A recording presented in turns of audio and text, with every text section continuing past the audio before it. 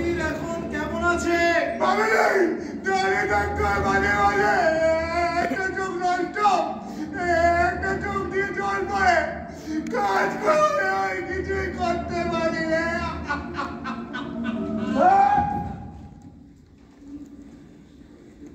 গৌতম, এবার তুই বল। কি বলবো? আরে তুই বল, মানে বাঘের মুখে মানুষের কথা শুনতে কিন্তু হেভি লাগবে। হ্যাঁ বল বল বল। বলবো? আরে বল। বলি তাহলে?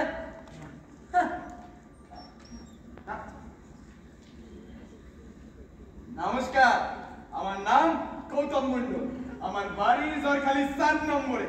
উনি আমার বাবা।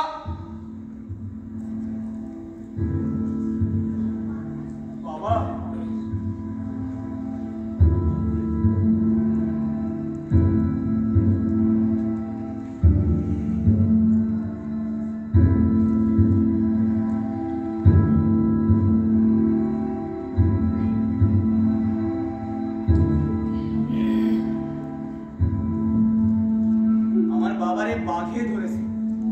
শুধু ওনারই না, তারকা, প্রবঞ্জনকা, নরেনকা, এদের প্রত্যেকটি। দেখেন, আমরা সুন্দরবন এলাকায় বসবাস করি। পেটের দায়ে মাছ কাঁকড়া ধরতেই আমাদের জঙ্গলে যেতেই হয়। জঙ্গলে গিয়ে আমরা কোনো রকমের জীবন জীবিকা নির্বাহ করি। আর জঙ্গলে গেলি